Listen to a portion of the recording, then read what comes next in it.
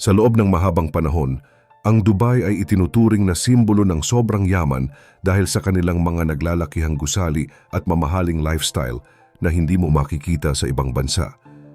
Ang pinakasentro ng karangyaan na ito ay ang Dubai Mall, isang dambuhalang shopping center na nagkakahalaga ng 20 bilyong dolyar at dinadayo ng mahigit 100 milyong tao kada taon.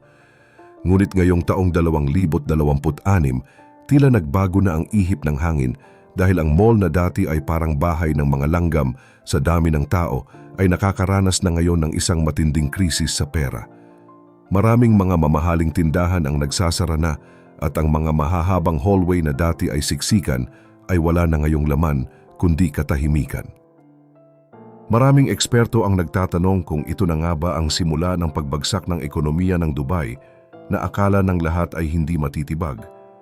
Paano nga ba nauwi sa ganitong sitwasyon ang pinakasikat na pasyalan sa buong mundo at ano ang itinatagong katotohanan ng kanilang gobyerno tungkol sa tunay na kalagayan ng kanilang yaman? Pero bago po ang lahat, baka pwedeng palike ang video na ito. Dahil napakalaking bagay na ito sa aming content creators. Maraming salamat po. Kung lalakad ka sa loob ng Dubai Mall sa mga araw na ito, mapapansin mo agad ang malaking pagkakaiba dahil ang sigla na dati mong nararamdaman ay napalitan na ng lungkot. Ang mga tindahan kung saan ang presyo ng isang bag ay katumbas na ng kikitain ng isang ordinaryong tao sa loob ng isang taon ay wala ng mga customer at wala na ring mga bantay. Noong taong 2023, sila pa ang may hawak ng titulo bilang lugar na may pinakamaraming bisita sa buong mundo, pero sa isang iglap ay tila naglaho ang lahat ng ito. Ang ground floor na dati ay kailangan mong makipagtulakan para lang makadaan ay maluwag na ngayon, kaya naman kahit tumakbo ka ng diretso ay wala kang mababangga. Ang korona ng Dubai ay unti-unti nang nawawala at ang krisis na ito ay hindi lang basta malas kundi isang malaking pagbabago sa takbo ng kanilang negosyo. Upang mas maintindihan natin ang laki ng problemang ito, kailangan nating tingnan ang mga numero na inilalabas ng kanilang kumpanya na Emaar Properties. Noong nakaraang taon, bumagsak ng 18% ang kanilang kita at imbes na bumalik sa dati, ay lalo pa itong lumala ngayong unang bahagi ng 2026. Sa loob lang ng maikling panahon, umabot na sa 30% ang kabuuang nawala sa kanilang kita sa retail at entertainment. Ang mas nakakatakot pa rito ay ang bilang ng mga taong pumupunta dahil bumaba ito ng halos 40% kumpara noong 2 taon na ang nakalipas. Kailangan ng mall na ito ang mahigit 200,000 bisita araw-araw para lang mabayaran ang kuryente at pasahod sa mga tauhan, pero sa kasalukuyan ay hindi na nila ito maabot. Ang resulta ay isang malaking butas sa kanilang pondo na patuloy na lumalaki habang lumilipas ang mga araw. Hindi lang basta konti ang tao, kundi ang mga pumupunta ay mas pinipili na ring magtipid kaysa bumili ng mga luho. Ang mga sikat na brand ng relo at alahas ang pinakamatinding tinamaan dahil halos kalahati ng kanilang benta ang nawala sa loob lang ng isang taon. Maging ang mga malalaking department store mula sa ibang bansa ay napipilitang magbawas ng kanilang mga pwesto dahil sa taas ng upa at kawalan ng bumibili.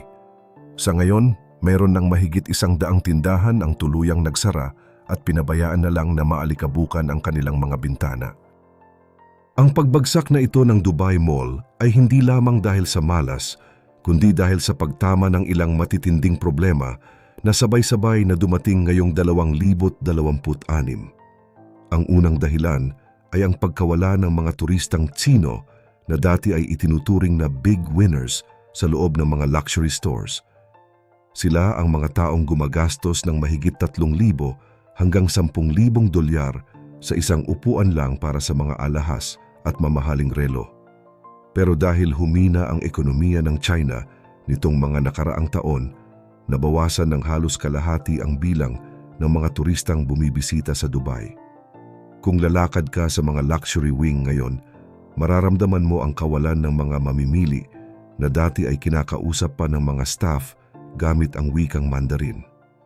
Ngayon, ang mga posisyong iyon ay tinanggal na dahil ang mga taong target nila ay tuluyan ng naglaho. Ang pangalawang dagok ay ang pagpasok ng teknolohiya sa loob mismo ng kanilang teritoryo. Sa loob ng maraming taon, hawak ng Dubai Mall ang kontrol sa mga mamahaling gamit dahil kailangan mo talagang pumunta doon ng personal para makabili. Pero ngayon, mas gusto na ng mga kabataang mayayaman ang bumili online habang nakaupo lang sa kanilang mga sofa. Ayon sa data ng mall, bumagsak ng halos 30% ang mga malalaking benta mula sa mga lokal na residente na may edad na mas mababa sa 35. Bakit pa nga naman sila magpapagod na maglakad ng milya-milya sa loob ng mall kung pwede naman itong i-deliver ng diretso sa kanilang pintuan?